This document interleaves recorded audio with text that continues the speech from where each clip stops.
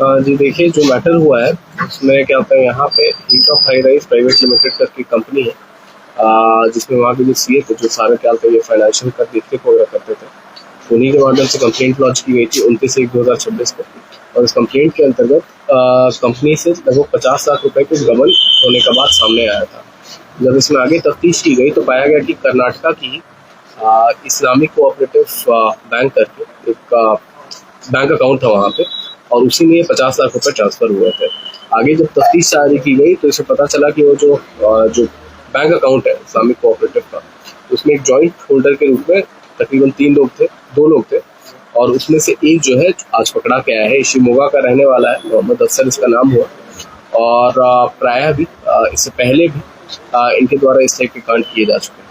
कितने रकम की मांग की गई थी? 50 लाख की जो गबन की बात है, कितने रकम की मांग की गई थी? मांग नहीं की गई थी। बेसिकली आपका चेक वगैरह होता है, तो चेक आपका क्या होता है, क्लियर होता है, तो वही चेक बेसिकली आप ये बोले कि negligence on the part of the company भी बोलना चाहिए, सम ऑफ द कंपनी ऑफिशियल्स, जिनको ये होता है कि आप मान लीजिए जब भी आप चेक काटते हैं तो उसमें आप 2 बार आप पढ़ते हैं कि किस बैंक अकाउंट में जाना है, किस में नहीं जाना है। और अगर आप एक बड़ी कंपनी चला रहे हैं तो उसमें क्या होता है, कम से कम 2 से 3 एम्प्लॉय ऐसे होंगे जो उसको चेक करेंगे कि यहाँ जाना है नहीं जाना है। तो कहीं ना कहीं कंपनी की भी वो हुई है, और ये जो चेक काटा गया, जिस माध्यम से काटा गया, अब ये जो अकाउंट नंबर वगैरह निकला वो वहाँ का निकला है। क्या कंपनी के लोगों की जो लोग चेक काटे होंगे उनकी भी क्या कुछ भूमिका है उसमें? अब देखिए, कंप्लेनेंट वो बने हैं लेकिन वो शक के दायरे से बाहर नहीं है, एज सिंपल एज दैट। तो चेक में अकाउंट नंबर भी दर्ज किया गया था, नाम भी दर्ज किया गया था। देखिए, हर एक डिटेल्स वगैरह तो मेरे पास भी नहीं है, लेकिन फिर आपको और क्लैरिटी दे सकते। और 2 लोग जो थे सर वो अभी फरार है, वो भी वहीं के रहने वाला है, कर्नाटक के। वैसे की कुछ रिकवरी हुआ है क्या? एनसीसीआरपी पोर्टल पे जो कंप्लेंट दर्ज की गई थी उसमें कुछ पैसा भी होल्ड नहीं है। अभी फिलहाल क्या बरामद हुई है? अभी तो क्या होता है, जो आपका बैंक अकाउंट से लिंक जो मोबाइल था, तो उसमें जो सिम नंबर था वो सब बरामद किया गया, जो पैसे होल्ड है वो होल्ड है। दूसरा मामला बाइट दे दीजिए, विजुअल बना लेंगे। ठीक है। ये सर बताइए क्या मामला है? देखिए, दूसरा मामला पिछले साल के सितंबर के महीने का है। याद हो कि पिछले साल एक प्रियांशु नाम का लड़का भी क्या पकड़ाया था यहीं से।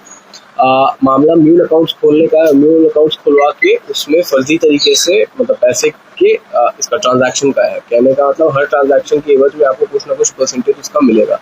इसी में पिछले साल जो केस दर्ज हुआ था उसमें काफी नामित लोग थे। पिछले साल एक प्रियांशु सिंह नाम का लड़का पकड़ाया था, और आज मनीष सिंह नाम का लड़का व्यक्ति है, लड़का नहीं बोलेंगे, व्यक्ति है जो पकड़ाया हुआ है। और एक जो अकाउंट था वो इसी के नाम से खोला गया था। और कुल अगर आप लोगों को याद हो, जब इसमें पिछली बार इसी हुई थी तो तकरीबन कुल मिला के लगभग 2 करोड़ रुपए का ट्रांजैक्शन वगैरह हुआ था। और उसी के बाद एक पूरा मामला खुला था कि हमें म्यूल अकाउंट खुलवा के इसके थ्रू फ्रॉडुलेंटली पैसे का वो किया जा रहा है, ट्रांजैक्शन किया जा रहा है। कितने का फ्रॉड करने में? ठीक है, फ्रॉड करने में नहीं, बेसिकली म्यूल अकाउंट वगैरह था इसके नाम से म्यूल अकाउंट था, है ना। तो his mule account was used कि पैसा आप जो भी इधर से उधर हेर फेर आप कर रहे हैं, कहने का तो मान लीजिए आप फ्रॉड कहीं आती है, फिर बीच में 5-6 लेयर बनेगा। वो जो 5-6 लेयर में जो अकाउंट है उसमें जो पैसा का ये होता है, तो हर ट्रांजैक्शन के एवज में आपको पैसे मिलते हैं, कुछ परसेंटेज। ये धनबाद का जानकारी मिला है हम लोगों को। ऐसे और भी अकाउंट है, और जो मेन मास्टरमाइंड है उसका भी पता चला है, तो उसके खिलाफ अभी वो जारी है ना। जैसे ही वो पकड़ाएगा तो फिर आप लोगों को मैं एक बार में सूचित किया जाएगा।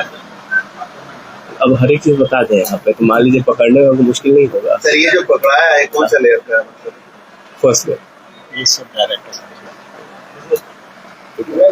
बुला लीजिए।